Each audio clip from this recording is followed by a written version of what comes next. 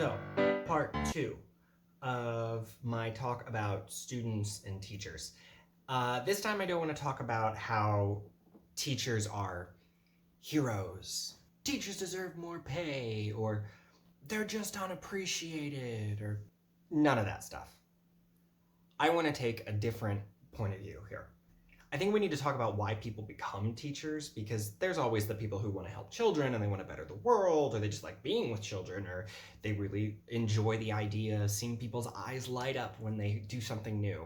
Side note, my most successful story as an ESL teacher, I had a Chinese student who was accepted to an American university to medical school on the condition that she passed a TOEFL test, an IELTS test. Actually, this is the International English Test. She came to me at a 2 out of 9, and she had to have a 7 out of 9 in order to go to her school.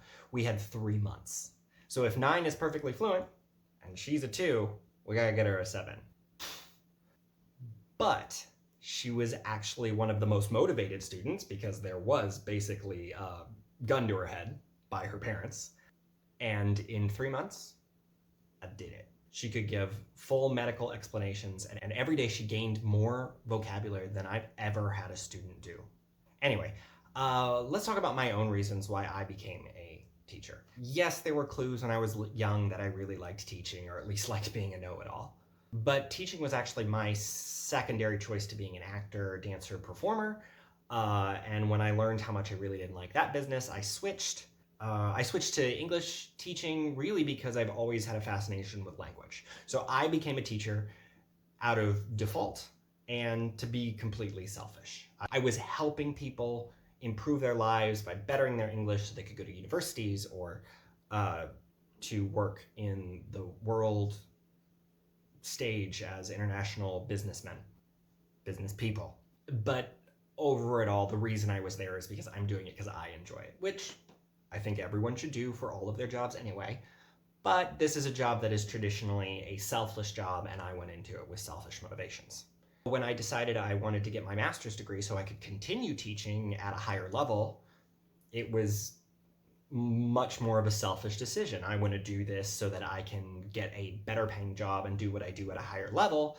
Yes, I'm still enjoying giving back, and I'm loving doing this, and I'm learning and growing of my own passion for actually teaching, but that was never the point. So when I went to get my master's, I didn't study education.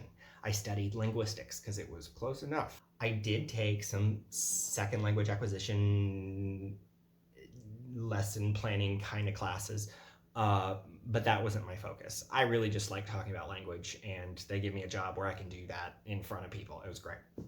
And it's funny because as I started to learn how to really teach and apply education theory to my actual lessons, I learned that the times I most enjoy it, or at least is most effective for that day, is when I'm being completely selfless. I mean that I focused on teaching something that I might necessarily not enjoy, but I know it's something they will need, and then they can apply that to something that I actually do enjoy.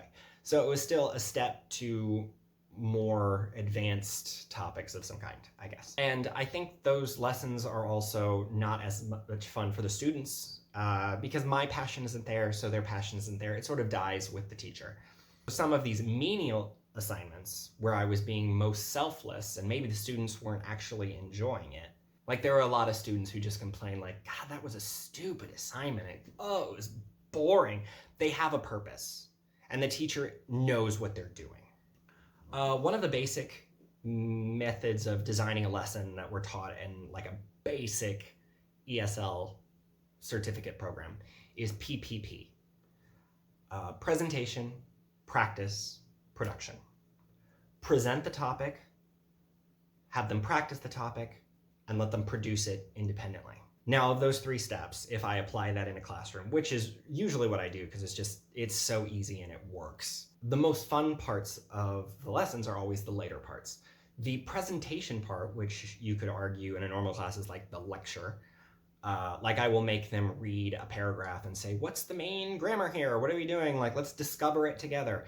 Yeah, it's not fun. We're just talking about words and For people who aren't language nerds, yeah, it's pretty menial. So even if a student is frustrated with how unexciting a lesson is, they can see that at first I was trying to give them the topic on a platter.